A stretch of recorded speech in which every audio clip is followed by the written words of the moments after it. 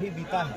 12 मार्च को गांधी जी ने दांडी यात्रा की शुरुआत की थी और आप जानते हैं कि यह देश जो है वो यात्राओं का देश है। कहने का मतलब ये है कि इस देश में हमेशा किसी न किसी तरह की यात्रा होती रहती है, पूर्व से पश्चिम, उत्तर से दक्षिण, और सामाजिक यात्राएं होती हैं, सांस्कृतिक यात्राएं होती हैं, राजनीतिक यात्राएं होती हैं, तमाम तरह की यात्राएं इस देश में होती रहती हैं। यात्रा को सत्याग्रह के एक रूप में और अन्याय के खिलाफ न्याय की आवाज़ के तौर पे भारत के आधुनिक इतिहास में किसी ने अगर उस अचूक तरीके का इस्तेमाल किया है तो हमारे राष्ट्रपिता महात्मा गांधी हैं। और बात सिर्फ टैक्टिस की नहीं है, यात्रा करने के पीछे जो लक्ष्य है, उद्देश्य है, जो दर्शन है, तो गांधी जी का दर्शन बिल्कुल साफ है, सत्य और अहिंसा का। आज जिस तरीके से झूठ बोला जा रहा है और लोगों के जो बुनियादी सवाल है, रोजी रोटी, कपड़ा, मकान, शिक्षा, स्वास्थ्य, सड़क, बिजली, पानी,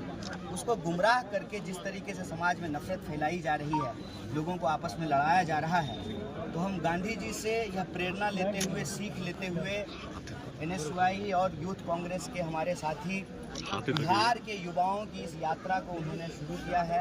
और यह बिहार के विभिन्न जिलों से होते हुए जो सबसे बड़ा सवाल है, पलायन का सवाल, नौकरी का सवाल, और नौकरी सरकार चूंकि दे नहीं पा रही है, इसीलिए बिहार के समाज को जो नफरत की आग में जलाने की कोशिश की जा रही है, जो उन्माद फैलाया जा रहा है, इन चीज़ों को ध्यान में रख करके यह यात्रा निकाली गई है।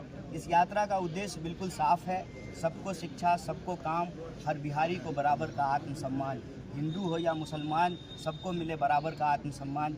इस संकल्प को लेकर के हम चल रहे हैं। और आज जब बापू की धरती पर खड़ा है, भितिहरवा आश्रम में हम लोग खड़े हैं, तो हमारे मन में यही संकल्प है, रघुपति राघव राजा राम, पतित पावन सीताराम, ईश्वर अल्लाह तेरो नाम, सबको सम्मान। बीपीएससी छात्रों को लाठी से मारा गया, आप कहीं ना कहीं युवाओं को मुद्दा उठा रहे हैं, थोड़ा बीपीएससी छात्रों को क्या एड्रेस करते हुए कहिएगा। देखिए, बात बीपीएससी की हो या बात इस प्रदेश में, देश में किसी भी परीक्षा की हो, आज प्रश्न पत्र लीक होना बिल्कुल आम बात हो गई है।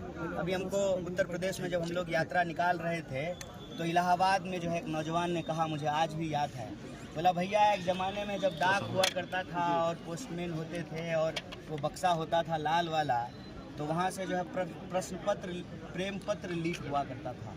जितना जो है लव लेटर लीक नहीं होता है, उतना क्वेश्चन पेपर लीक हो रहा है। ये इलाहाबाद में एक नौजवान आकर के हमको बोला था, आज भी हमको याद है। कोई एग्ज़ाम बता दीजिए जिसमें धांधली नहीं होती हो या जिसको लेकर के लिटिगेशन में नहीं जाना पड़ता हो। कानूनी विवाद होता है, विद्यार्थी जो है महीनों संघर्ष करते हैं, फिर भी सरकार जो है, ये सरकार का अहंकार है कि उनकी आवाज़ को नहीं सुना। मनु परमार जो है, उन पर बहुत सारे केसेस हुआ है, इस्तीफा नहीं देते हैं, वो गुजरात से हैं।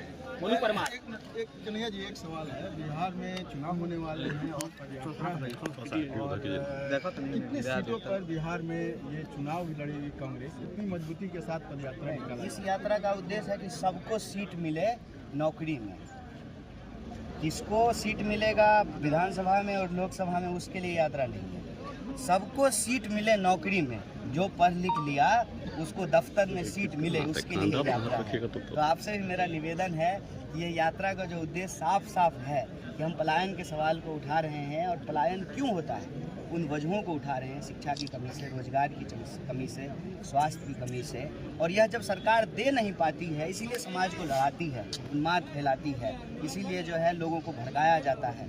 तो बिहार को अगर बेहतर बनाना है तो बिहार की जो युवा शक्ति है उसको काम देना पड़ेगा, रोजगार देना पड़ेगा। यही इस यात्रा का मोटो है, यही इस यात्रा का उद्देश्य। आप विधानसभा चुनाव लड़िएगा इस बार? नहीं, वो तो अभी पदयात्रा